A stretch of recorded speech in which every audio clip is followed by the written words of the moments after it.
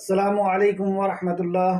ان الحمد للہ نحمده ونستعینه ونستغفره ونعوذ باللہ من شرور انفسنا ومن سیئات اعمالنا من يهده الله فلا مضل له ومن يضلل فلا هادي له واشهد ان لا اله الا الله واشهد ان محمدا عبده ورسوله اما بعد فان خير الحديث كتاب الله وخير الهدي هدي محمد صلى الله عليه وعلى آله وسلم وشر الأمور محدثاتها وكل محدثة بدعة وكل بدعة ضلالة وكل ضلالة في النار۔ ہر قسم کی تعریف اور شکر اللہ رب العزت کے لیے لائق اور زیبا ہے، جو ساری کائنات کا ایک و تنہا خالق، مالک، مربی اور منتظم ہے۔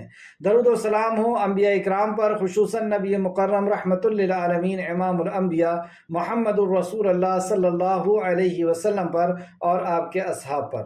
معزز سامعین، آج انشاءاللہ سورہ حج کی آیت نمبر 42 سے 42 سے کلاس رہے گی۔ اللہ رب العزت سے دعا ہے کہ اللہ رب العزت ہمیں صحیح معنوں میں قرآن کو سمجھنے، اس پہ غور فکر کرنے، اس پر ایمان لانے اور عمل کے ساتھ لوگوں تک پہنچانے کی توفیق عطا فرمائے، آمین۔ اعوذ باللہ من الشیطان الرجیم۔ اے اللہ، ہم تیری پناہ میں آتے ہیں شیطان سے۔ اے اللہ، تو ہمیں شیطان کے مکر و فریب سے بچا لے کہ وہ تیرے کلام سے، تیرے دین سے ہمیں دور کر دے۔ بسم اللہ الرحمن الرحیم۔ اللہ کے نام سے جو بڑا مہربان، بار بار رحم فرمانے والا ہے۔ لفظی ترجمے کے اوپر غور کریں۔ وَإِنْ اور اگر يُكَذِّبُوكَ وہ جھٹلائے آپ کو، نبی مکرم صلی اللہ علیہ وسلم سے اللہ رب العزت خطاب کرتا ہے کہ جس طرح پچھلی قوموں کو جھٹلایا گیا ہے، پچھلی قوموں نے انبیاؤں کو جھٹلایا ہے، ویسے یہ آپ کو بھی جھٹلا رہے ہیں۔ وَإِنْ اور اگر يُكَذِّبُوكَ وہ جھٹلائیں آپ کو، فقد تو تحقیق، کذبت جھٹلایا، قبلہم ان سے پہلے، قوم نوح نے، تو آپ سے پہلے نوح کی قوم نے بھی نوح علیہ السلام کو جھٹلایا ہے۔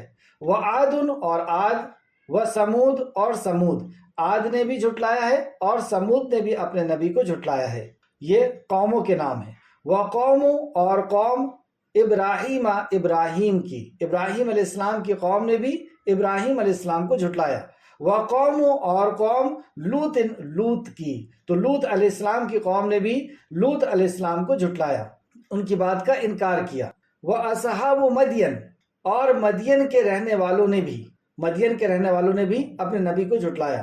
وَكُذِّبَ اور جھٹلائے گئے موسیٰ علیہ السلام بھی۔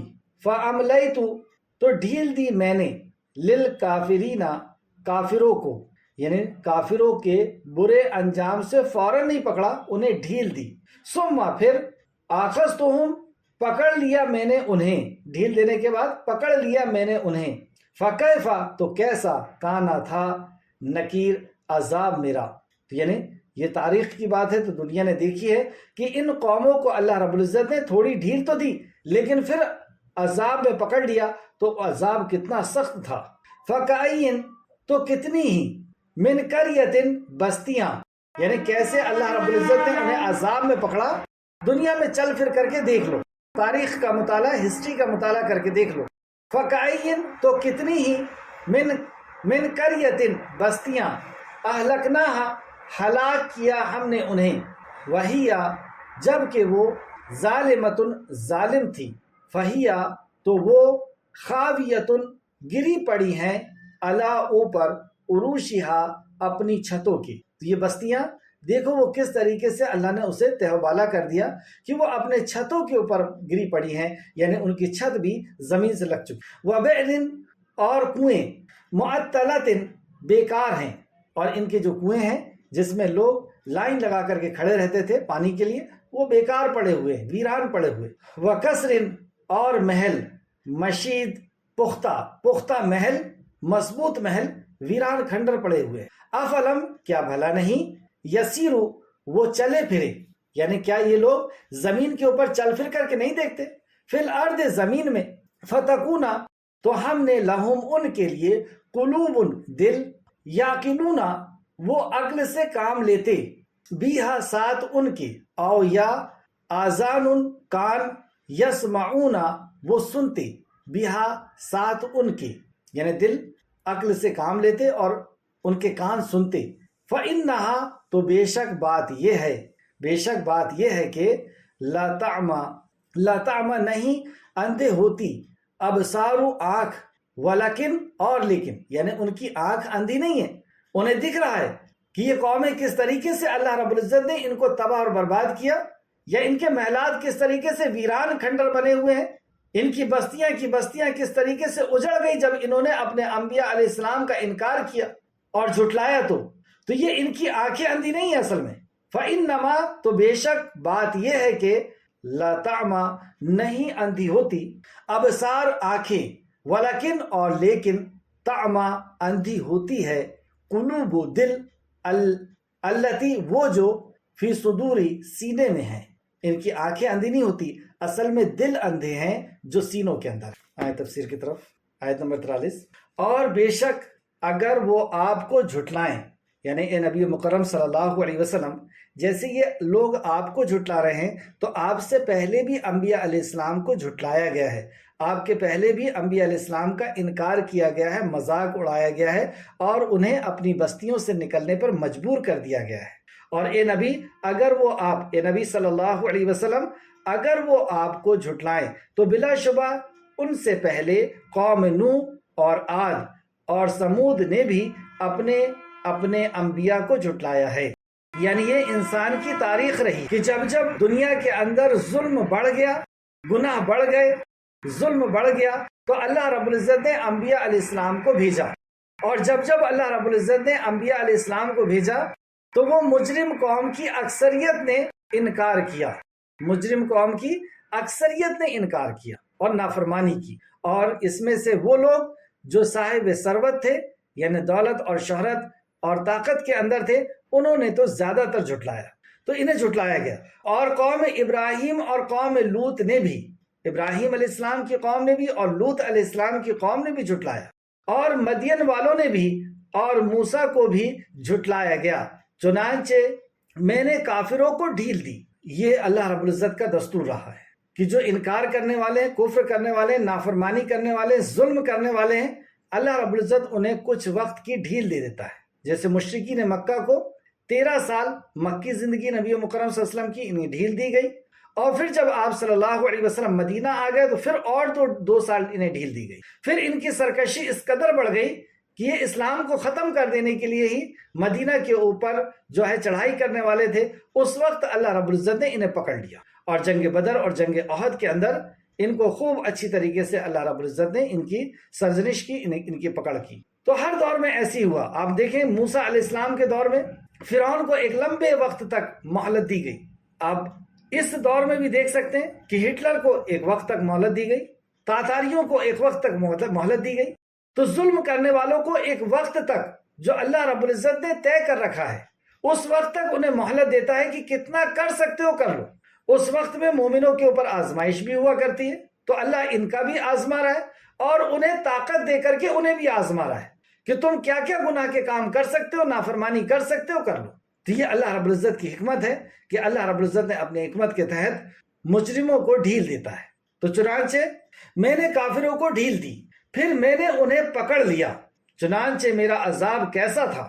اب تم تاریخ کے پنوں کو پلٹ کر کے دیکھ لو، اب تم ہسٹری کی کتابوں کو اٹھا کر کے دیکھ لو کہ جب انہوں نے ظلم کیا اور ظلم کی جب انتہا ہو گئی اور ایک وقت اس کا آیا اور اللہ رب العزت نے بڑی بڑی سلطنتوں اور بڑی بڑی طاقتوں کو سبق سکھا دیا، نیست و نابود کر دیا۔ اس تعلق سے ایک حدیث دیکھیں جو متفق علیہ کی روایت ہے، صحیحین میں ابو موسیٰ رضی اللہ عنہ سے روایت ہے کہ نبی مکرم صلی اللہ علیہ وسلم نے فرمایا، بے شک اللہ تعالی ظالم کو مہلت دے رکھتا ہے، حتیٰ کہ جب پکڑتا ہے تو پھر اسے زمین پر نہیں چھوڑتا۔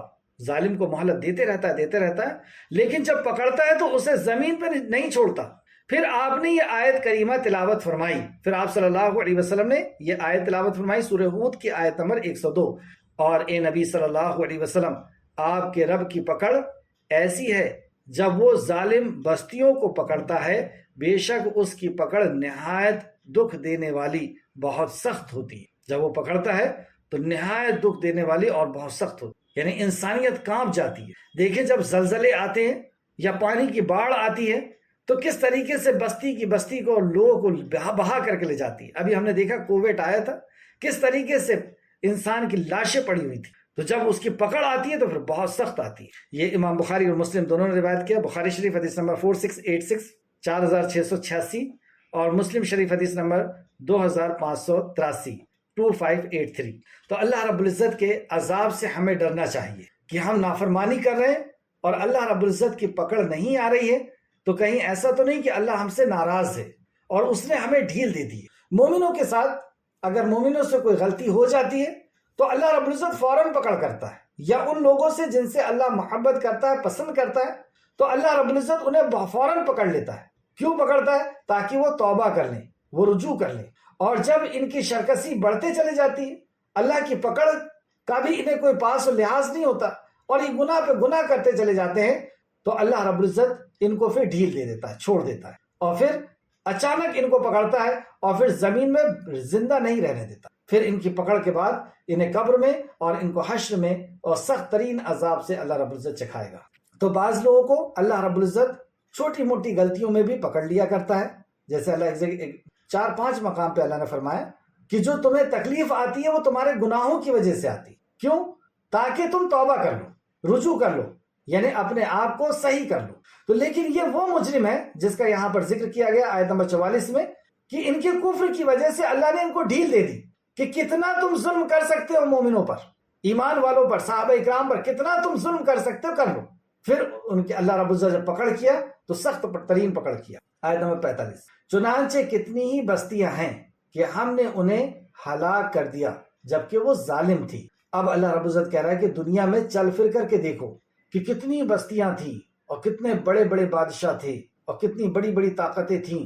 اللہ رب العزت نے آج ان کو کھنڈر میں تبدیل کر دیا، ان کی آہٹ بھی سنائی نہیں دیتی تم. تو فرمایا تو وہ گری پڑی ہوئی ہے، وہ بستیاں اپنے چھتوں پر گری پڑی ہوئی. اور کتنی ہی کنویں ہیں، کنویں میں لوگ لائن لگا کر کے تانتے لگے ہوئے رہتے تھے لیکن آج وہ ویران پڑے ہوئے. اور کتنے ہی مضبوط محل کھنڈر میں تبدیل، کتنے ہی مضبوط محل ہیں کہ جو تباہ اور برباد ہیں. اور مضبوط محل بھی ان کو اللہ کے عذاب سے بچا نہ سکے. جیسے آج اگر کوئی موت سے بچنے کے لیے لوہے کے قلعے میں بھی چلا جائے تو موت سے وہ بچ نہیں سکتا. اللہ کے عذاب اگر آ گیا تو اللہ کا عذاب کتنی بھی مضبوط عمارتیں کیوں نہ ہو، جب اللہ کا عذاب آ جاتا ہے تو وہ زمین دھوس کر دی جاتی ہے، زمین میں دھسا دی جاتی ہے. جیسے دیکھیں سورہ نساء آیت نمبر 78 میں اللہ فرماتا ہے تم جہاں کہیں بھی ہوگے موت تمہیں پا لے گی، خواہ تم مضبوط قلعے میں ہی کیوں نہ ہو. تو مضبوط قلعے میں ہی کیوں نہ چلے جاؤ. تو ان کے بڑی بڑی طاقتیں، بڑے بڑے قلعے اور بڑی بڑی حکومتیں کسی نے کچھ نہیں کر پایا. جب اللہ کا عذاب آیا تو انہیں ختم کر کے رکھا. کیا پھر وہ زمین میں چلے پھرے نہیں کہ ان کے دل ہوتے جس سے وہ سمجھتے.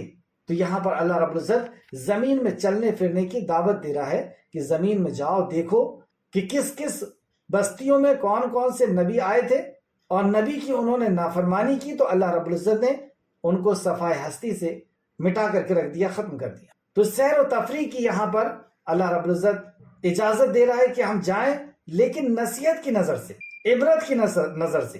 نصیحت کیسی کہ انہوں نے ان کے نبی کی بات نہیں مانی، ان کے ساتھ یہ ہوا. ہم اگر اپنے نبی کی بات نہیں مانیں گے، ان کی تکذیب کریں گے، انکار کریں گے، تو ہمارے ساتھ بھی یہی ہونا. یہ نصیحت کے ساتھ جائیں. تو کیا پھر وہ زمین میں چلے پھرے نہیں کہ ان کے دل ہوتے جن سے وہ سمجھتے، دل ہوتے جس سے وہ سمجھتے، یعنی احساس جو ہے وہ دل میں ہے. یا کان ہوتے جن سے وہ سنتے، ان کے کان ہوتے جن سے وہ سنتے. پس بے شک قصہ یہ ہے کہ ان کی آنکھیں اندھی نہیں ہوتی اور لیکن دل اندھے ہوتے ہیں جو سینوں کے اندر ہیں. اصل میں آنکھ سے تو یہ دیکھ رہے ہیں لیکن دل کی آنکھیں ان کی اندھی ہیں. دل بے حس ہو چکا ہے، دل اندھا ہو چکا ہے، اسے کچھ نظر نہیں آ رہا. دل کو نرم کرنے کی ایک بہت ہی قیمتی بات تفسیر ابن کثیر نے نقل فرمائی ہے صفحہ نمبر 210 کے اندر. بعض اہل علم نے کہا ہے کہ اپنے دل کو مواعظ کے ساتھ زندہ کرو، یعنی دل مردہ ہے، اسے مواعظ کے ساتھ زندہ کرو. مواعظ یعنی نصیحتوں کے ساتھ. نصیحتیں کہاں کی؟ قرآن اور حدیث کی جو نصیحتیں، اللہ رب العزت کی نے جو نصیحتیں نازل فرمائی ہے اس سے اپنے دل کو زندہ کرو. یا ایھا الناس قد جاءکم موعظۃ من ربکم وشفاء لما فی الصدور. یا ایھا الناس آ گیا اے لوگوں تمہارے پاس، قد جاءکم آ گیا تمہارے پاس، موعظہ ایک موعظہ، مواعظ نصیحتیں جو دلوں کے اندر رقت پیدا کرتی، جو دل کو اپیل کرتی۔ واقعی جب قرآن کو ہم پڑھتے ہیں، حدیثوں کو ہم پڑھتے ہیں تو دل کو وہ جھنجھوڑ کر کے رکھ دیتے۔ تو فرمایا بعض اہل علم نے کہا ہے نمبر 1 اپنے دل کو مواعظ کے ساتھ زندہ کرو، یعنی یہ مردہ اگر زندہ دل ہو چکا ہے تو انہیں زندہ کرو۔ جب دل مردہ ہو جاتا ہے تو آنکھ سے دیکھنے کے بعد بھی دل نصیحت نہیں لیتا، وہ دیکھ رہا ہے کہ اس نے اپنے والدین کے ساتھ نافرمانی کی اور اس کو یہ سزا ملی دنیا کے اندر۔ بعض دفعہ ہم خود اپنے آپ کو دیکھتے ہیں کہ ہم نے یہ غلطی کی، اس کی یہ سزا ملی، لیکن اس کے بعد بھی ہمارا دل اثر نہیں لے رہا۔ دوسرے کے انجام کو ہم دیکھ رہے ہیں لیکن اس کے باوجود ہمارا دل اثر نہیں لے رہا۔ تو آنکھ تو دیکھ رہی ہے، آنکھ اندھی نہیں ہے، اصل میں دل اندھا ہو گیا، یہ دل مردہ ہو گیا۔ تو اس کو زندہ کرو۔ تو دل کیسے زندہ ہوگا؟ اور جیسے اللہ نے قرآن کو دوسری مقام پہ روح بھی کہا ہے، تو یہ روح ہے قرآن۔ تو واحد سے دوسرا، غور و فکر کے ساتھ منور کرو۔ جب قرآن پر غور و فکر ہوگا، اللہ کی نصیحتوں پر، اللہ کی وصیتوں پر جب غور و فکر ہوگا تو دل جگمگا اٹھے گا۔ دوسرا دیکھیں، غور و فکر کے ساتھ منور کرو، روشن کرو۔ زہد کے ساتھ مار دو، زہد یعنی تقوی کے ساتھ اس کو کنٹرول کر لو۔ جس چیز سے اللہ نے روک دیا اس سے رک جانا ہے، یہ ہے زہد، یہ ہے تقوی۔ تو تقوی کے ساتھ اسے مار دو۔ چوتھا، یقین کے ساتھ قوت بخشو، یعنی ایمان پر، قرآن پر جب یقین ہوگا، اور یقین کو ہی ایمان کہتے ہیں، تو یقین کے ساتھ قوت بخشو، یعنی ایمان اس کے اندر قوت بخشتا ہے، طاقت دیتا ہے، عمل کے اوپر ایمان کھڑا کرتا ہے۔ سبحان اللہ، بہت پیاری نصیحت ہے۔ پانچواں، موت کے ساتھ اسے ذلیل کرو۔ نبی مکرم نے بھی فرمایا لذتوں کو توڑنے والی چیز موت کو یاد کرو۔ جو ہم نے بہت سے سپنے سجا کر کے رکھیں، بہت سی امیدیں اور آرزوؤں کو باندھ کر کے رکھیں کہ ایسا کریں گے اور ویسا ہوگا اور ویسا ہوگا، تو موت کو یاد کر کے اس کو ذلیل کرو کہ کیا ہی اس دنیا کی زندگی، جانا ہے اسے چھوڑ کر کے، کتنی ہی کوٹھیاں بنا لے، کتنے ہی بنگلے بنا لے، سب کچھ چھوڑنا ہے، تو موت کے ساتھ اسے ذلیل کرو۔ فنا کے ساتھ مقدر کر دو، فنا کے ساتھ مقدر کر دو، یعنی یہ یقین کر لو کہ فنا ہونا ہے، دنیا میں کوئی چیز باقی رہنے والی نہیں، جس چیز کو بھی ہم نے بنایا سب فنا ہو جائے گی۔ دنیا کا اسے دکھ دکھاؤ، تو یعنی اپنے سے زیادہ تکلیف والوں کو اسے دکھاؤ کہ دیکھو یہ ہم سے زیادہ تکلیف میں جی رہے ہیں، یہ ہم سے زیادہ تکلیف میں جی رہے ہیں، ہمیں بھی اس دن آنے میں کوئی مشکل نہیں ہے، تو اس دنیا کا دکھ دکھاؤ۔ زمانے کی حملے سے ڈراؤ، زمانے کے حملوں سے ڈراؤ، یعنی برے عمل کا جو برا انجام ملتا ہے اس سے ڈراؤ۔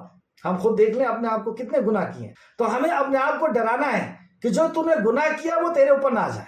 توبہ کر، شرم کر، ڈر کے رہے، اللہ سے کے سامنے جھک کر کے رہے، اس کے سامنے عاجزی اور انکساری کے ساتھ رہے، تیرے پورے کالے چٹھے اللہ رب العزت کی بارگاہ میں ہیں۔ تو زمانے کے حملے سے ڈراؤ، گردش ایام کے خوف سے خوف دلاؤ، گردش ایام کا اسے خوف دلاؤ۔ دنیا کے اندر جو اتار چڑھاؤ ہو رہے ہیں، جیسے کبھی بیماری آ رہی ہے، کبھی بارش ہو رہی ہے، کبھی زلزلے آ رہے ہیں، ڈراؤ اس سے۔ گزرے ہوئے لوگوں کے حالات سناؤ، گزرے ہوئے لوگوں کے حالات سناؤ، جیسے ابھی ہم نے حالات سنا کہ قوم عاد، قوم سمود، قوم ہود کیا ان کا معاملہ ہوا، اور ہمارے ہاں کے بھی بادشاہوں کا دیکھ لیں، جب انہوں نے ظلم کرنا شروع کیا اور اپنے آپ کو ضد الہی کا خطاب دیا کہ میں اللہ کی پرچھائی ہوں، اور دین الہی، یہ دین الہی کا اللہ کا دین ہے۔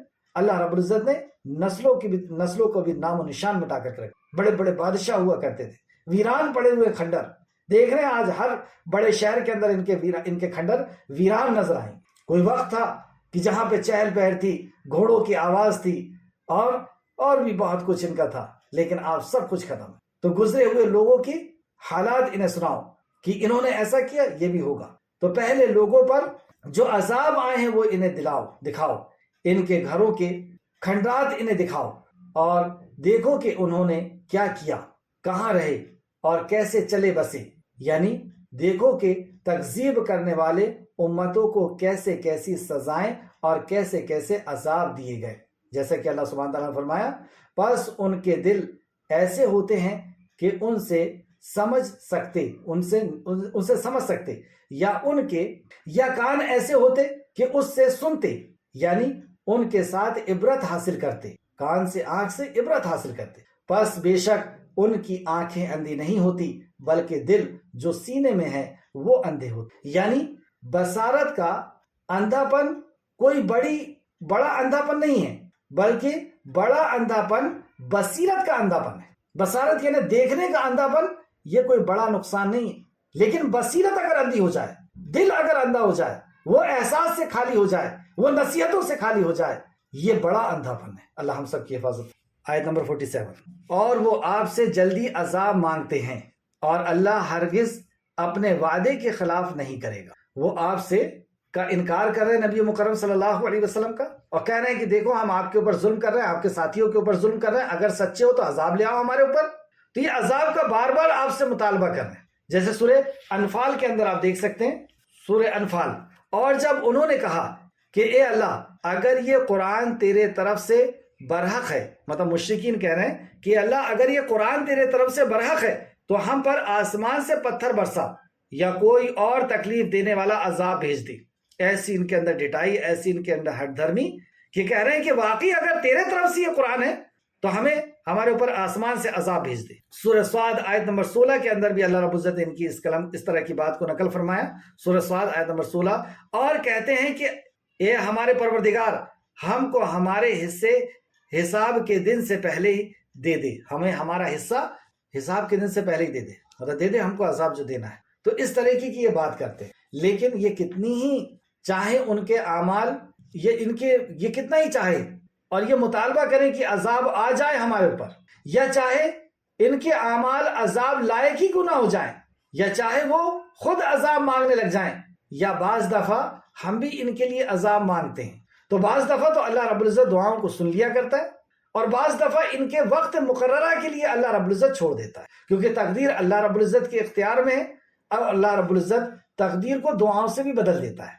عذاب کا ایک وقت اللہ رب العزت کے پاس مقرر ہے، تو یہ کتنی ہی ظلم کر لیں اور عذاب بھی کیوں نہ مانگ لیں، جو وقت مقرر ہے اس کے پہلے عذاب نہیں آئے گا، یہ اللہ رب یہاں فرمائے۔ اور آپ سے جلدی عذاب مانگتے ہیں اور اللہ ہرگز اپنے وعدے کے خلاف نہیں کرے گا، یعنی جو اس کا اللہ کے پاس وعدہ ہے، جو وقت مقرر ہے، وہ اس کے خلاف نہیں کرے گا۔ اور بلا شبہ آپ کے رب کے ہاں ایک دن تمہارے گنتی کے حساب سے 1000 برس کی طرح ہے، اور تمہاری گنتی کے حساب سے اللہ رب العزت کے پاس جو دن ہے وہ 1000 دن کے برابر ہے۔ یعنی تفسیر ابن کثیر صفحہ نمبر 211 اور 212، یعنی وہ جلدی نہیں کرتا مخلوق کی نزدیک 1000 برس کی مقدار اس کے نزدیک اس کے حکم کی نسبت سے ایک دن کی طرح ہے، کیونکہ اسے یہ معلوم ہے کہ وہ انتقام لینے پر قادر ہے اور کوئی چیز اس سے بچی نہیں، خواہ اسے کتنی ہی مہلت دے دے، یعنی انہیں کتنی ہی مہلت دے دے، اللہ رب العزت سے وہ بھاگ تو نہیں سکتے کہیں، کتنی ہی اللہ انہیں ڈھیل دے، اللہ رب العزت قادر ہے جس وقت اور جس منٹ چاہے گا ان کو پکڑ کر کے رکھ دے گا۔ تو اللہ کا ایک دن ہماری گنتی کے حساب سے 1000 دن کے برابر ہے، جس کے تعلق سے 2 حدیث آپ کے سامنے تفسیر ابن کثیر نقل کرتے ہیں۔ ابن ابو حاتم نے ابو ہریرہ رضی اللہ عنہ سے روایت کیا ہے کہ رسول اللہ صلی اللہ علیہ وسلم نے فرمایا، فقیر مسلمان دولت مندوں سے نصف دن یعنی 500 سال پہلے جنت میں داخل ہوگا۔ نصف دن یعنی آدھا دن، اور آدھا دن مطلب حشر کا آدھا دن 500 سال پہلے جنت میں جائے گا۔ ہمارے ہاں وہ 500 سال کا دن ہے، لیکن اللہ کے ہاں وہ آدھا دن کاؤنٹ کیا جاتا ہے۔ اسے تفسیر ابن ابو حاتم نے روایت کیا، جلد نمبر 8 صفحہ نمبر 2499 2499، اور جامع ترمذی حدیث نمبر 2354 ایک اور حدیث اسی طرح دن کے تعلق سے نبی کریم صلی اللہ علیہ وسلم نے فرمایا، مجھے امید ہے کہ میری امت اپنے رب کے پاس اس وقت عاجز نہیں ہوگی جب وہ انہیں نصف دن کے لیے مؤخر کر دے گا۔ نصف دن کے لیے سعد رضی اللہ عنہ سے پوچھا گیا کہ نصف دن یعنی آدھے دن سے کیا مراد ہے، تو انہوں نے جواب دیا 500 سال۔ تو آدھا دن اللہ کے ہاں 500 سال کے برابر ہے۔ ابو داؤد اللہ کے ہاں کا دن 500 سال کے برابر ہے۔ ابو داؤد حدیث نمبر 4350، احسن البیان صفحہ نمبر 765۔ دوسرا معنی یہ ہے کہ اللہ کی قدرت میں ایک دن اور 1000 سال برابر ہیں۔ اللہ کی قدرت میں ایک دن اور 1000 سال برابر ہے، اس لیے تقدیم و تاخیر سے کوئی فرق نہیں پڑتا. اگر اللہ رب العزت نے جلدی پکڑ لے یا ڈھیل دے دے تو اللہ کو ہاں کوئی فرق نہیں پڑتا. یہ جلدی مانگتے ہیں، وہ دیر کرتا ہے، تاکہ یہ بات تو یقینی ہے کہ وہ اپنے وعدے کو ضرور پورا کرنے والا ہے. اور بعض نے اسے آخرت پر محمول کیا ہے. شدت ہولناکی کی وجہ سے قیامت کا ایک دن 1000 سال بلکہ بعض کے 50,000 سال لگے گا. قیامت کا دن اتنا ہولناک ہوگا کہ گویا کہ وہ بعض لوگوں کو 1000 سال لگے گا اور بعض لوگوں کو 50,000 سال جیسا لگے گا. اور بعض نے کہا ہے کہ آخرت کا دن واقعی 1000 سال کا ہوگا. مزید تفسیر آپ دیکھ سکتے ہیں سورہ سجدہ آیت نمبر 5 اور سورہ معارج آیت نمبر 4. آیت میں واپس آئے، آیت نمبر 48. اور کتنی ہی بستیاں ہیں کہ میں نے انہیں ڈھیل دی جبکہ وہ ظالم تھے. ایسا صرف ابھی کے دور میں نہیں ہو رہا. جیسے ہم دنیا کے حالات کو دیکھ رہے ہیں کہ ایک ملک دوسرے ملک کو کس طریقے سے بے دردی کے ساتھ تباہ کر رہا ہے. اسکولوں کو، بچوں کو، ہاسپٹلز کو کس طریقے سے تباہ کر رہا ہے. اور روزانہ کے حالات چل رہے ہیں کہ زمین ان کے لیے تنگ ہو گئی. بھوکے پیاسے اپنے بچوں کو لے کر کے ادھر ادھر در در پھر رہے ہیں، لیکن پکڑ نہیں آ رہی اللہ سبحانہ تعالیٰ کی. تو اللہ فرماتا ہے اور کتنی ہی بستیاں ہیں کہ میں نے انہیں ڈھیل دی جبکہ وہ ظالم تھے. وہ ظلم کر رہے تھے، اس کے بعد بھی میں نے انہیں ڈھیل دی، پھر میں نے انہیں پکڑ لیا اور میری ہی طرف سب کی واپسی. تو خبردار ہو جاؤ، میری ہی طرف سب کی واپسی. تو ہم یہ نہ سوچے کہ اللہ رب العزت کو ان کی آہیں سنائی نہیں پہنچ رہی ہے. اللہ رب العزت کو ان کی کراہٹ، ان کی آہیں اور ان کی تکلیفیں سب کچھ اللہ رب العزت جان رہا ہے. تو ان کے لیے بھی آزمائش ہے کہ یہ صبر کریں، اور ان کو بھی اللہ رب العزت ڈھیل دے رہا ہے. لیکن کب وقت ان کا مقرر کیا گیا ہے، کب ان کی پکڑ ہوگی، وہ اللہ رب العزت ہی بہتر جانتا ہے. آیت نمبر 49. کہہ دیجئے اے لوگوں، میں تو بس تمہیں کھلم کھلا ڈرانے والا ہوں. آپ ان سے کہہ دیجئے قل یا ایھا الناس انما انا لکم نذیر مبین، کہ کہہ دیجئے اے لوگوں، میں تو بس تمہیں کھلم کھلا ڈرانے والا ہوں. یہ اللہ رب العزت کا بہت بڑا رحم ہے کہ اللہ رب العزت نے برے عمل کے برے انجام سے ڈرانے کے لیے نبی کو پہلے سے پہنچا دیا کہ دیکھو تم یہ کر رہے ہو، اس کی سزا یہ ہے. دنیا میں تم اس طریقے سے تباہ ہوگے، قبر میں تمہارا یہ حال ہوگا، حشر میں تمہارا یہ حال ہوگا. تو انہیں برے عمل کے برے انجام سے ڈرانے کے لیے نبی مکرم صلی اللہ علیہ وسلم نے آئے کہ آپ دنیا میں بھی اس کی سزا ملنا ہے اور ان اعمال کی آخرت میں بھی سزا ملنا ہے. تو کہہ دیجئے کہ اور صرف میں ڈرانے والا ہوں، کوئی زبردستی تمہارے اوپر نہیں کرنے والا ہوں کہ تم زبردستی اسلام میں آ جاؤ، زبردستی تمہارا عمل کرو. لا اکراہ فی الدین، دین میں کوئی زبردستی نہیں. حق اور باطل ثابت ہو چکا ہے، حق سامنے آ چکا ہے کہ کیا تمہارے لیے بہتر ہے، کیا تمہارے لیے نقصان. ایک سوال آپ سے، کیا آپ دیکھتے ہیں کہ کوئی گناہ چھوٹا ہوتا ہے، کوئی گناہ بڑا ہوتا ہے؟ کیوں ایسا؟ کوئی گناہ چھوٹا، کوئی بڑا، کوئی بہت بڑا اور کوئی بہت ہی چھوٹا، ایسا کیوں؟ یا گناہ کیوں ہے؟ کس عمل کو گناہ کہا جاتا ہے، یا گناہ کیوں کہا جاتا ہے؟ تو گناہ کہا جاتا ہے اللہ کی ناراضگی. یہ سمجھنے کے اعتبار سے بتا رہا ہوں کہ یہ ناراضگی ہے. تو اللہ کسی عمل پہ زیادہ ناراض ہوتا ہے، کسی عمل پہ کم ناراض ہوتا ہے. ایسا کیوں؟ ایسا اس لیے کہ اگر ہمارا کسی عمل سے زیادہ نقصان ہے تو اللہ زیادہ ناراض ہوتا ہے. پھر سے سمجھے، ہم کوئی عمل کر رہے ہیں، اس عمل سے ہمارا تھوڑا نقصان ہے تو اللہ کم ناراض ہوتا ہے، یعنی چھوٹا گناہ ہوتا ہے. اور کسی عمل سے ہمارا زیادہ نقصان ہوتا ہے تو اللہ زیادہ ناراض ہوتا ہے، یعنی وہ بڑا گناہ ہوتا ہے. اگزامپل کے طور پر، ماں بچے کی شرارت سے کبھی کم ناراض ہوتی ہے، کبھی بہت زیادہ ناراض ہوتی ہے، کبھی کم سزا دیتی ہے، کبھی زیادہ سزا دیتی ہے. کیوں؟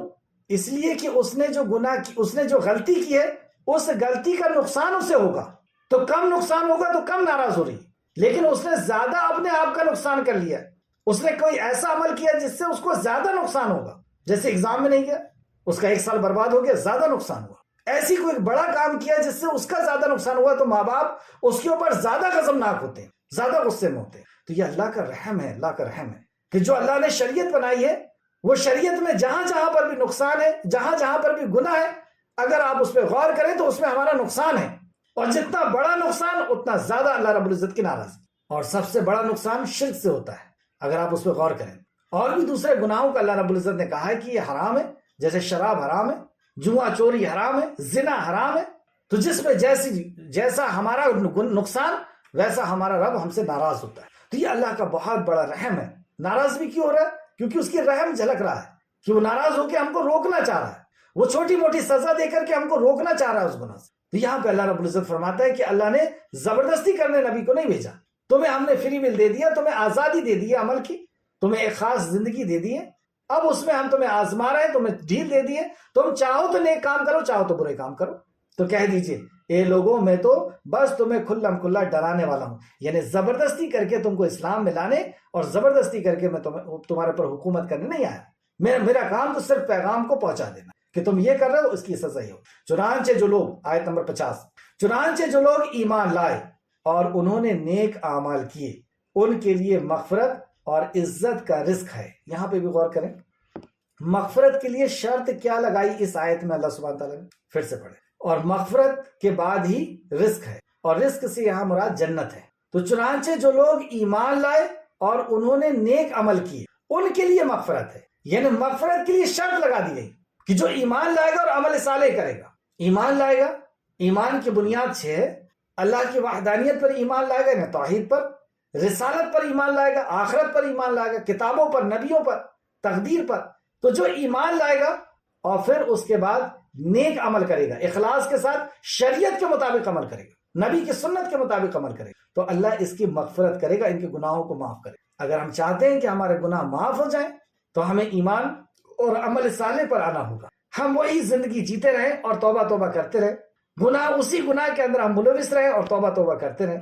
تو اللہ تو غفور الرحیم ہے, جو جس کے لیے چاہے فیصلہ فرمائے. لیکن اس آیت کے اندر اللہ سبحانہ تعالیٰ نے یہ فرمایا کہ جو ایمان لائے گا اور عمل صالح کرے گا اس کے لیے گارنٹیڈ بات ہو گئی کہ اللہ اس کی مغفرت کرے اور اسے عزت کا رزق دے گا, عزت کا رزق دے گا. تو عمل تو بہت چھوٹے سے ہیں, لیکن اللہ رب العزت تھوڑے عمل پر بہت بڑا بدلہ دینے والا ہے, عزت کی رزق دینے والا ہے, یعنی جنت عطا فرمانے والا ہے. تفسیر ابن کثیر, آیت نمبر 51.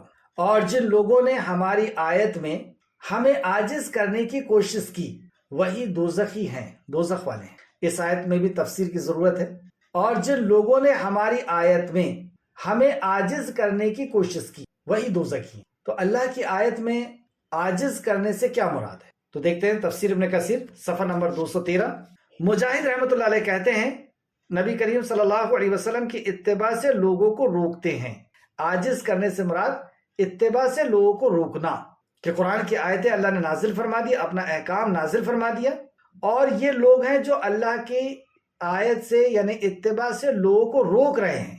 تو اولئک اصحاب الجحیم, وہی دوزخی لوگ ہیں, وہی جہنم میں جانے والے لوگ. اسے تفسیر الطبری صفحہ نمبر 17 اور جلد نمبر 17 اور صفحہ نمبر 243 کے حوالے سے تفسیر ابن کثیر نے نقل کیا, صفحہ نمبر 213 میں.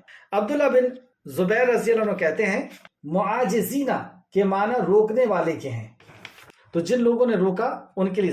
سورہ نحل میں بھی آپ دیکھ سکتے ہیں, سورہ نحل آیت نمبر 88, جن لوگوں نے کفر کیا اور لوگوں کو اللہ کے راستے سے روکا ہم انہیں عذاب پر عذاب زیادہ دیں گے. ان کے لیے کہ وہ فساد کیا کرتے تھے, مطلب زمین میں فساد کیا کرتے تھے, کہ لوگوں کو نیک کام کرنے سے روکتے تھے, اللہ کے نبی کی اطاعت کرنے سے روکتے تھے. تو یہاں پر بھی وہی فرمایا اللہ سبحانہ تعالیٰ نے, اور جن لوگوں نے ہماری آیت میں ہمیں عاجز کرنے کی کوشش کی, یعنی اتباع سے لوگوں کو روکنے کی کوشش کی, وہی دوزخی ہیں, وہی دوزخ میں جانے والے. آیت نمبر 52. وما ارسلنا, اور ہم نے آپ سے پہلے جو بھی رسول اور نبی بھیجا جب وہ تلاوت کرتا تھا. تو اس سے یہاں تک ایک بات پتہ چلی کہ جو بھی نبی اور رسول آئے ہیں انہوں نے تلاوت کی ہے, انہوں نے لوگوں تک اس پیغام کو پہنچایا ہے. تلاوت یعنی یتلو علیہم آیاتہ ویزکیہم ویعلمہم الکتاب والحکمہ, کہ وہ ہماری آیتیں تم پر تلاوت کرتا ہے, تمہارے اندر سے برائیوں کو نکالتے ہیں اور اچھائیوں کو داخل کرتے ہیں, تزکیہ کرتے ہیں. ویعلمہم الکتاب والحکمہ, اور کتاب اور حکمت کی تعلیم دیتے ہیں. تو تلاوت سے مراد اللہ کے کلام کو سمجھانا, بغیر سمجھے کونے میں بیٹھ کر کے پڑھ لینا, اس کو ہم تلاوت سمجھتے ہیں. لیکن تلاوت کا اصل جو مسئلہ وہ بھی تلاوت ہے کیونکہ ہم قرآن کو پڑھ رہے ہیں, لیکن یہاں تلاوت سے کیا مراد ہے کہ وہ لوگوں تک اس پیغام کو پہنچاتے ہیں. اور ہم نے آپ سے پہلے جو بھی رسول اور نبی بھیجا جب وہ تلاوت کرتا تو شیاطین اس کی تلاوت میں اپنے طرف سے کچھ ڈال دیتا, پھر اللہ تعالیٰ اسے زائل کر دیتا, یعنی ختم کر دیتا جو شیطان نے وسوسہ ڈالا تھا. کیا پتہ چلا کہ نبی جب تلاوت کرتے تو شیطان وہاں پہ وسوسہ کرتا آپ کے ذہن میں, تو اس وسوسے کو اللہ رب العزت زائل کر دیتا تھا. تو یہ وسوسہ کرنے کی سے طاقت کیوں دے دی اللہ سبحانہ تعالیٰ؟ جواب سنیں. پھر اللہ اپنی آیت کو محکم کر دیتا، یعنی وہ جو وسوسہ اس نے کیا تھا اس کو ختم کر دیتا، اللہ رب العزت زائل کر دیتا، اور پھر اللہ اپنی آیت کو محکم کر دیتا، یعنی جمع دیتا، مضبوط کر دیتا. اور اللہ خوب جاننے والا اور خوب حکمت والا ہے. اللہ خوب جاننے والا ہے کہ اس کا کیا وسوسہ ہے، اور اللہ خوب حکمت والا ہے کہ شیطان کو طاقت کیوں دیا اللہ نے، کیوں وہ وسوسہ کر رہا ہے. تو اس کا جواب آیت نمبر 53 میں اللہ سبحانہ تعالیٰ نے دیا کہ اللہ نے اس کو وسوسہ کرنے کی طاقت دیا. اس کے پیچھے کیا حکمت ہے؟ تاکہ جو وسوسہ شیطان نے ڈالا ہے، تاکہ جو وسوسہ شیطان نے ڈالا ہے اللہ اس کو ان لوگوں کے لیے فتنہ بنا دے جن لوگوں کے دلوں میں بیماری ہے اور ان کے دل سخت ہیں، اور بے شک ظالم تو دور کی مخالفت میں ہیں. تو ظالم ہے یہ دور کی مخالفت میں چلے جاتے ہیں. پھر سے دیکھیں، نبی مکرم صلی اللہ علیہ وسلم کو شیطان نے وسوسہ کیا، اللہ فرماتا ہے کہ ہم نے اس کو زائل کر دیا اور ان کے دل کو محکم کر دیا. پھر اللہ اپنی آیت کو محکم کر دیتا، مضبوط کر دیتا، اور اللہ خوب جاننے والا، خوب حکمت والا ہے. تو یہ تو نبی کے ساتھ ہے. ہم عام لوگوں کے ساتھ بھی جب قرآن پڑھتے ہیں تو شیطان وسوسہ کرتا ہے. صرف اگزامپل کے طور پر آپ دیکھیں، ہم نے پچھلی آیتوں میں پڑھا ہے کہ مشرکین نے کہا کہ اللہ قرض مانگتا ہے کہ مجھے قرض حسنہ دو، میں بہتر بدلہ دوں گا. تو وہاں پر منافقین نے کیا کہا کہ اللہ فقیر ہے، ہم سے قرض مانگتا ہے. تو یہ شیطان نے وسوسہ کیا اور اس وسوسے پر وہ اتر گیا. ایک بار اور پچھلی آیت میں ہم نے پڑھا کہ شیطان نے یہ وسوسہ کیا کہ تمہارا ذبیحہ حلال، یعنی تم نے جانور کو ذبح کیا تو حلال. یہ شیطان کا وسوسہ تھا. کیسا وسوسہ کر رہا ہے کہ تم اگر چھری سے ذبح کرو گے تو حلال ہو جائے گا، اور اوپر سے اگر اللہ نے گرا دیا یا وہ دوڑتا ہوا جا رہا تھا، وہ تار سے اس کا گلا پھنس گیا، تو اس کو کس نے مارا؟ اوپر سے گرا کر کے اللہ نے. تو اللہ نے مارا تو وہ حرام ہو گیا، اور تم مارتے ہو تو وہ حلال ہو جائے گا. یہ وسوسہ کیا. ایسی اللہ تو رحمان ہے، کئی ماہوں سے زیادہ محبت کرتا ہے، کیا وہ جہنم میں ڈالے گا؟ یہ وسوسہ. یہ جو وسوسے آتے ہیں قرآن جب ہم پڑھتے ہیں، ایسی بہت سی چیزیں ہم کو قرآن میں ملتی ہے اور وسوسہ آتا ہے، لیکن اس وسوسے کا کوئی شکار ہو جاتے ہیں. تو وہ کون لوگ ہیں جو شکار ہو جاتے ہیں؟ کون لوگ ہیں وہ اس وسوسے میں بہہ جاتے ہیں یا منکر ہو جاتے ہیں، انکار کر دیتے ہیں کلام کا اور دین کا انکار کر دیتے ہیں؟ اس کے بارے میں یہاں پہ اللہ نے بتایا، اور ہمیں ڈرنا چاہیے کہ ہمارے اندر یہ صفت آ جائے کہ ہم بھی پھر قرآن سے دور ہو جائیں، تاکہ وہ، اب دیکھیں آیت نمبر 53 کو انشاءاللہ بہت اچھی طرح سمجھ میں آئے گی. تاکہ جو وسوسہ شیطان نے ڈالا ہے اللہ اس کے ان لوگوں کے لیے فتنہ بنا دیتا ہے. ان لوگوں کے لیے فتنہ بنا دیتا ہے، یعنی آزمائش بنا دیتا ہے. یعنی شیطان وسوسہ ڈال رہا ہے، یہ آزمائش ہے اللہ کی طرف سے کہ یہ وسوسے میں تم کیا کرتے ہو. تو یہ فتنہ بن جاتا ہے. جن لوگوں کے دلوں میں بیماری ہے، یہ ہر کسی کے لیے فتنہ نہیں بنتا، جن کے دل میں بیماری ہے ان کے لیے فتنہ بنتا ہے، اور ان کے دل سخت ہیں. یہ دو وجہ. اب یہ دل بیمار ہیں اور دل سخت ہیں سے کیا مراد ہے؟ کیا ہم اپنی عقل سے سمجھیں گے؟ ہرگز نہیں. قرآن کو ہم اپنی عقل سے نہیں سمجھ سکتے. ہمیں ویسا ہی سمجھنا ہوگا جیسے رسول مکرم صلی اللہ علیہ وسلم نے سمجھایا، اور جیسے صحابہ اکرام نے سمجھا، اور پھر صحابہ اکرام سے تابعین اور تبع تابعین نے اچھی طرح جس طرح سمجھا ہے اسی طرح ہم کو سمجھنا ہوگا. ہم اپنی عقل نہیں لڑا سکتے. تو دیکھتے ہیں اس کی تفسیر میں. پہلے آیت کو دیکھیں کہ دل بیمار ہوتے ہیں اور دل سخت ہوتے ہیں، اور بے شک ظالم تو دور کی مخالفت میں ہیں. تو یہ ظالم لوگ ہیں اور یہ مخالفت کرتے ہیں پھر قرآن کی. تو اس سے مراد بخاری شریف، اس آیت کو تفسیر کیا ہے بخاری شریف. سبحان اللہ. اس سے بہتر تفسیر کیا ہوگی کہ یہ حدیث کو جو صحابی سے یہ تفسیر ہے اسے امام بخاری نے روایت کرتے ہیں. امام بخاری نے لکھا ہے کہ حضرت ابن عباس رضی اللہ عنہ نے امنیتی کی تفسیر میں کہا ہے کہ یعنی جب وہ بات کرتے تو شیطان ان کی بات میں وسوسہ ڈال دیتا، اور اللہ تعالیٰ شیطان کے ڈالے ہوئے وسوسے کو باطل کر دیتا، یعنی جھوٹا کر دیتا، زائل کر دیتا. بخاری شریف حدیث نمبر 4741. علی بن ابو طلحہ نے بھی حضرت ابن عباس رضی اللہ عنہ سے یہی تفسیر روایت کی ہے کہ جب وہ بات کرتے تو شیطان ان کی بات میں وسوسہ پیدا کرتا، یعنی رسول اللہ بات کرتے تو وسوسہ پیدا کرتا. تفسیر الطبری جلد نمبر 17 صفحہ نمبر 249. اب دل میں بیماری اور دل کی سختی سے کیا مراد ہے؟ تفسیر ابن کثیر صفحہ نمبر 215. یہاں بیماری سے مراد شک ہے جو منافقوں کے اندر ہوتا ہے شرک ہے اور کفر و نفاق کی بیماری ہے۔ نوٹ کر لیں، یہاں بیماری سے مراد شرک، یہاں بیماری سے مراد شک، شرک اور کفر و نفاق کی بیماری ہے۔ ابن جریج فرماتے ہیں کہ ان بیمار لوگوں سے مراد منافق ہیں، کیونکہ یہ منافقوں کے اندر یہ ساری چیزیں ہوتی ہے کہ وہ شک بھی کرتے ہیں، شرک بھی کرتے ہیں اور کفر بھی کرتے ہیں۔ تفسیر الطبری جلد نمبر 17 اور صفحہ نمبر 251۔ اور ان کے سخت دل سے مراد مشرک ہیں، مشرک مراد ہیں جن کے دل سخت ہوتے ہیں۔ تو یہ سخت دل ہونے کی وجہ سے یہ لوگ، اور شرک اور کفر اور منافقت ہونے کی وجہ سے قرآن جب یہ پڑھتے ہیں تو شیطان وسوسہ کرتا ہے اور یہ وسوسے میں پھسل کر کے اور اپنے آپ کو تباہ کر دیتے۔ بہت قیمتی آیت، اس کے ریفرنس میں تفسیر ابن کثیر نے لے کر کے آئے، حامیم سجدہ آیت نمبر 42 باطل اس کے پاس پھٹک بھی نہیں سکتا، یعنی یہ اللہ کا کلام ہے، جھوٹ باطل شیطان اس کے پاس پھٹک بھی نہیں سکتا، یعنی اس کے اندر قرآن کے اندر کچھ ملاوٹ کر دے، یہ شیطان کے بس کی باہر کی، یہ شیطان کے بس کی بات نہیں ہے کہ قرآن کے اندر کوئی ملاوٹ کر دے، بلکہ اللہ فرماتا ہے باطل یعنی جھوٹ اس کے پاس پھٹک بھی نہیں سکتا، اس کے آگے سے اور نہ اس کے پیچھے سے، یہ بڑی دانا قابل تعریف ہمیشہ یعنی اللہ کی اتاری ہوئی ہے۔ قابل تعریف ہستی یعنی اللہ کی طرف سے اتاری ہوئی کتاب ہے، اللہ کی طرف سے اتارا ہوا یہ کلام ہے۔ تو بیماری اور دل کی سختی یعنی منافقت اور شرک کی وجہ سے یہ لوگ اس وسوسے میں آ جاتے ہیں اور اپنے آپ کو تباہ کر لیتے ہیں۔ آج کی کلاس کی آخری آیت نمبر 54، اور تاکہ وہ لوگ جان لے جنہیں علم دیا گیا، یہ بھی بہت قیمتی آیت ہے اور اس میں بھی تدبر کریں گے تو ہمیں بہت قیمتی نقطہ ایک ملنے والا ہے۔ اور تاکہ وہ لوگ جان لے جنہیں علم دیا گیا ہے، کون لوگ جان لے؟ جنہیں علم دیا گیا۔ تو پہلی بات پتہ چلی کہ اللہ علم دیتا ہے، اس لیے علم کی اللہ سے دعا کرنا چاہیے۔ تو کیا صرف دعا کرنا چاہیے یا کوشش بھی کرنا چاہیے؟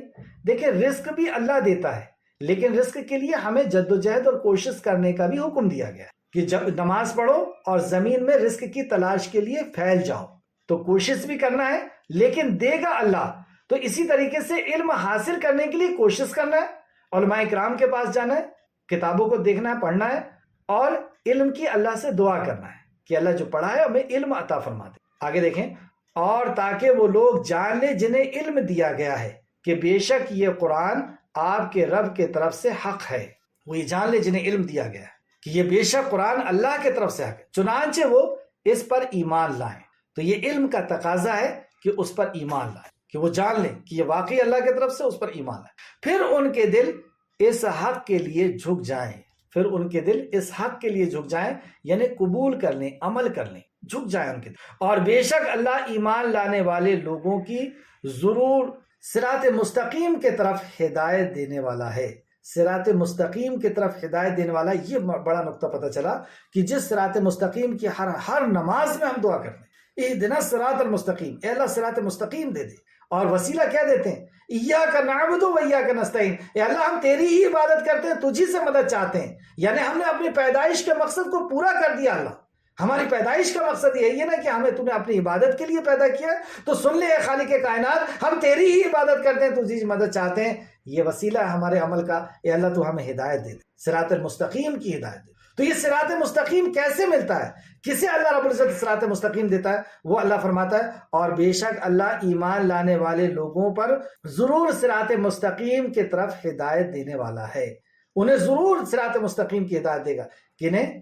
تین چیزیں، علم ہوگا، اور علم کا تقاضا ہے کہ اس پر ایمان ہوگا، اور ایمان کا یہ تقاضا ہے یعنی ایمان قوت بخشتا ہے کہ پھر بندہ جھک پڑتا ہے یعنی قبول کرتا ہے، عمل کرتا ہے، اور یہ تینوں چیز ایمان کے اندر شامل ہے۔ جیسے کہا جائے گا کہ ایمان ہے تو علم نے ایمان کو دعوت دی اور ایمان نے عمل کو دعوت دی۔ تو دیکھیں نتیجہ آخر میں اللہ فرمایا بے شک اللہ ایمان لانے والے لوگوں کو ضرور صراط مستقیم کی طرف ہدایت دے، لیکن ایمان لانے والوں کے پہلے اللہ نے کیا کہا؟ علم۔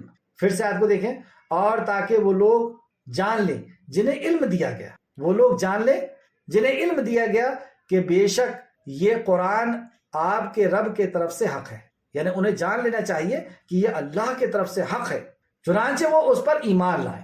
تو اس علم پر کیا کریں؟ وہ ایمان لائیں۔ اب جب علم ہی نہیں رہے گا تو ایمان کی بات کہاں سے؟ سب سے پہلے تو علم ہی آیا ہے، اقرا۔ تو انہیں چاہیے کہ وہ اس پر ایمان لائیں، پھر اس کے دل اس حق کے لیے جھک جائیں. پھر جب وہ ایمان لائیں گے تو ان کے دل اس حق کے لیے جھک جائیں گے، یعنی قبول کر لیں گے، عمل کریں گے.